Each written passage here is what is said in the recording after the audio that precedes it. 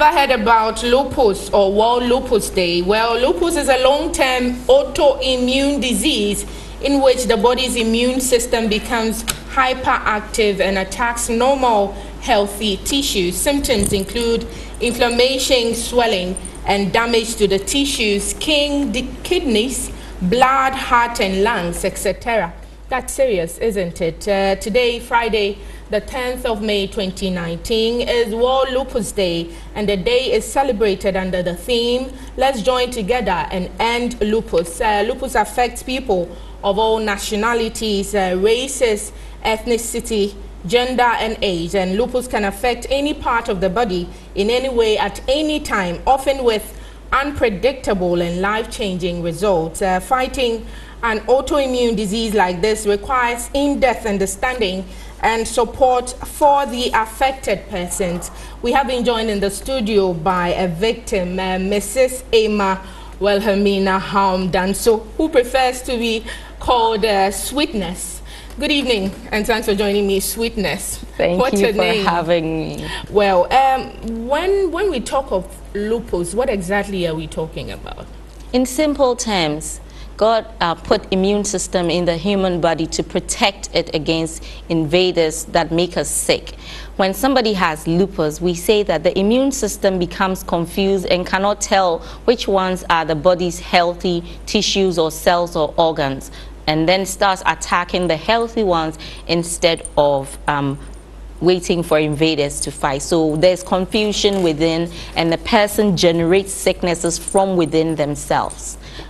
That's scary. Yes. It means that you can be, because our immune system is supposed to fight diseases and all, anything that is toxic in our body. So if you have this immune system, which is supposed to be a powerhouse inside, being damaged, then I think it's scary. It means that you people can get any disease at any time. Is that it? Yes, and the you people refer to mostly black women within 15 to 44 years, or generally say women who are in their childbearing years, any day, any time. And the causes of lupus, even though there hasn't been any specific cause for lupus, it's a combination of the person's genes. So if you have anybody in your long family line with any kind of autoimmune condition, you know, it's a cause for concern. And especially women also, once you get to childbearing age, sometimes pregnancy on its own. You know, we have Mother's Day coming around the corner, and we are celebrating mothers. It's a risk for a woman to get pregnant. It's a risk to go through it's a risk to go through childbirth. All these things. Lupus causes miscarriages. Lupus causes preeclampsia. Lupus causes antiphospholipid syndrome. And apart from that, there are also environmental factors that trigger lupus, because I said there's no known cause, but these are the factors. It could be environmental change in weather, food, whatever. Sometimes even some of the things we do culturally can trigger that. And then apart from that, your genes and your family history, and then the blood test. And no two patients have the same kind of lupus. That's why it's been difficult to get a cure for lupus. And I believe that in our part of the world, we are very familiar with malaria. Well, it's interesting to know that anti-malarials are used to treat lupus, and so many people have been misdiagnosed as having malaria. And because when they are given malaria medications, their symptoms are relieved, it's as if the problem has been solved, but it hasn't been solved until the immune system decides that, okay, first I was making you look like you have malaria, now I'm going to your kidney, or now I'm going to your skin, or now I'm going to let you lose your hair, or now I'm going to affect your sight. So we have very benign symptoms that people have over years, over prolonged periods, and it will never cross their mind. And they will hardly put on anybody's death certificate. I mean, rarely will they say the person died of lupus nephritis, which is lupus that attacks the kidney. They will rather say the person died of kidney problem. But they wouldn't say it was cutaneous lupus or something, they would just say, oh, they have a skin problem. But what caused it? What was the underlying cause of the thing? Because it was lupus that was making that person get that reaction. So the basic lupus doctors who are rheumatologists work with other doctors like nephrologists, like cardiologists, like hematologists. These are specialized doctors. So if it's attacking your skin, you know that you have to work together with a dermatologist, or you know, if it's making you have very bad joint aches, like I have had, and so many lupus patients have had, you need physiotherapists. And I have had to learn how to walk at a point in my life. I've had a friend who lost her memory. Paralyzed? I couldn't walk. My legs were always giving way, so I'll be standing and then all of a sudden I'll be falling off. One time, one of my friends had to carry me right at the entrance to my church. One of my male friends had to carry me inside the church to sit down. And you are in church and you can't clap your hands because they are all inflamed, you know, and so painful. You're not even happy being in church when you are in that condition, when you're supposed to be happy when you go to the house of the Lord. Looking at how dangerous this disease is, I'm surprised that we are not talking about it like the likes of malaria, HIV, AIDS, and all that. You talked about you having to, you know, consult a specialist when it comes to dealing with this disease. How many specialists do we even have in Ghana? Lupus specialists do we even have in Ghana? Do you have any idea the number of specialists? There are no lupus clinics in most of our hospitals. And I know for certain that there's a rheumatology clinic in Kolebu, and Kolebu is a major teaching hospital with only 2 rheumatologists. At a point, there was just 1. Look at this huge population of almost 30 million, and we have 2 rheumatologists who are overwhelmed. And so sometimes they have people who are not rheumatologists trying to help out. Now today I spoke with a lupus patient, and she said the last time she came, she travels all the way from Tamale to come to Accra to the rheumatology clinic. And she said the last time the doctor reduced her doses, she went and had bad reactions. So this time again, they increase the doses, and because when she comes, she meets a different doctor. Ideally, you should be having a specific doctor that is your roomie, that is, you know, monitoring you and working together with other specialists depending on what symptoms you are manifesting. But it's not so. So there's a great need for rheumatologists. There's a young lady who died, who I was working with, who died in Kumasi because there was no lupus clinic or rheumatology unit in Okomfo Anoche.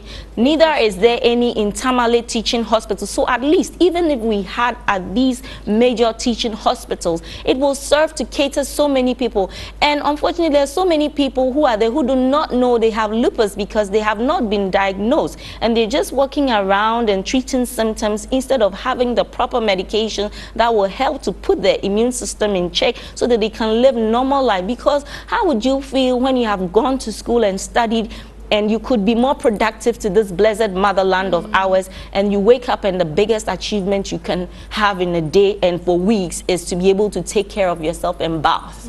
Or to brush your teeth. You feel like life is passing by. What am I putting all that knowledge I acquired, talent, you know, what am I putting it to? And it's hard because sometimes lupus is invisible. It wears the faces of other illnesses. So they will not tell you that the person has lupus. Or when you tell somebody I'm suffering from lupus, they think you are kidding. You don't look sick. Because you look very healthy. You get it. Yes. But there have been points where I've had major flares. We say it's a disease of flares and remissions. So remission, you're okay, you can go about things, but you know, you still suffer from chronic fatigue and these kinds of things. But when you have flares, that's when you look really sick. But honestly, the quality of life for a lupus patient daily is a battle and it's a fight. That's why this year the World Lupus Federation, which is a federation made up of over 200 lupus organizations across the globe, is championing the 16th observance of World Lupus Day. Ghana, this is our 3rd year, but globally is the 16th year, and we're saying let's join together to end lupus, because it's a cruel mystery. It affects 90% women, most of which are black. There is no cure, and the medications are so expensive. There is no cure. Right.